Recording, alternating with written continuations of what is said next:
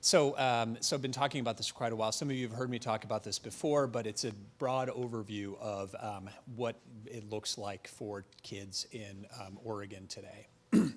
So first of all, and by the way, thank you very much to Beth for putting together these slides. 23 of every 100 people are children, and the reason why I think it's important to bring this up is because there are a lot of people who do not take care of kids on a daily basis. And for those of us who take care of kids on a daily basis, we sort of think about those kids all the time.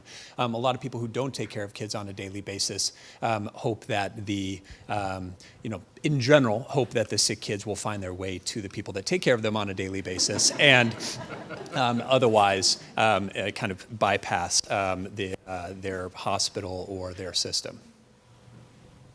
All right, so kids represent somewhere around 25% of the population. In Oregon, it's a little bit lower, but the experience from large-scale disasters is that they actually often disproportionately affect kids.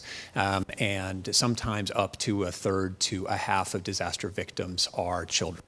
That becomes important when we think about the pediatric resources. The reason why kids are sometimes affected disproportionately is because they are different than adults.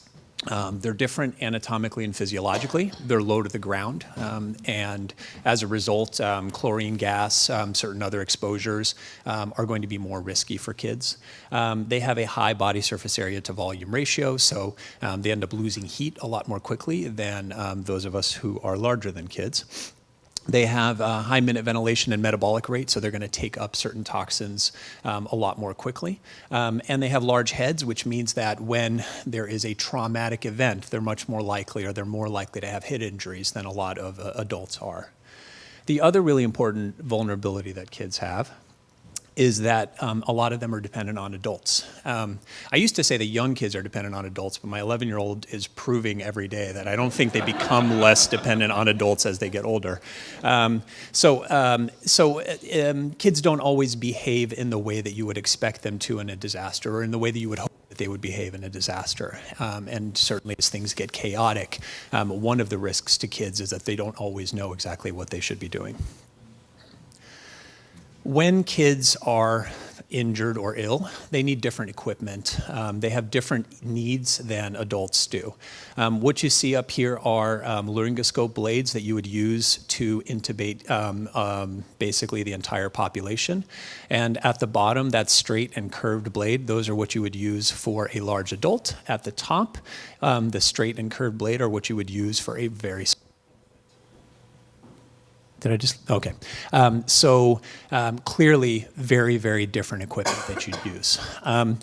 Medications sometimes are appropriate for adults and not for kids. Even if the medication is appropriate for a child, obviously you're going to give a different dose to a 3-month-old than you would to an adult. And anybody who's fumbled with a Tylenol bottle and tried to figure out exactly how much to give knows that very well. You also need providers with pediatric specific knowledge and skills. And kids also obviously need attention paid not just to them, but to their caregivers and preservation, ideally, of the entire family unit. It is very challenging to take care of a kid who is used to having a caregiver at their side without that caregiver at their side. Now, the good news is that when we do a very good job of taking care of kids, they actually respond very well to rapid and efficient medical care. Reason is because they don't have a 100-year pack-year smoking history. They're not, they don't have a BMI of 45. They don't have type 2 diabetes. They haven't had all the years to beat up their bodies that we have. And as a result, they often go into a lot of these events relatively healthy with bodies that can bounce back very quickly. So it can be challenging to take care of them, but the potential reward is very, very high. Kids are generally healthy, as I said, and as a result, they don't use health services nearly in the numbers that adults do. So even though kids represent about 21% of the population in Oregon, pediatric ICU beds, I'm using that example because that's closest to my heart, represent about 4% of Oregon's ICU beds. And that works really well on an average sort of a daily basis. Pediatric care is highly both regionalized and centralized, so there are a relatively small number of hospitals that do the lion's share of care for kids, especially when it comes to subspecialty care and for the kids who are the youngest and the sickest. Now, that's not unique to Oregon, and again, that works really well in an everyday situation. But as a result of the fact that you have a relatively small number of resources to begin with and that they're highly concentrated, it means that scaling up from 4% of the medical resources to 33, 50% of the medical resources is a very challenging thing to do.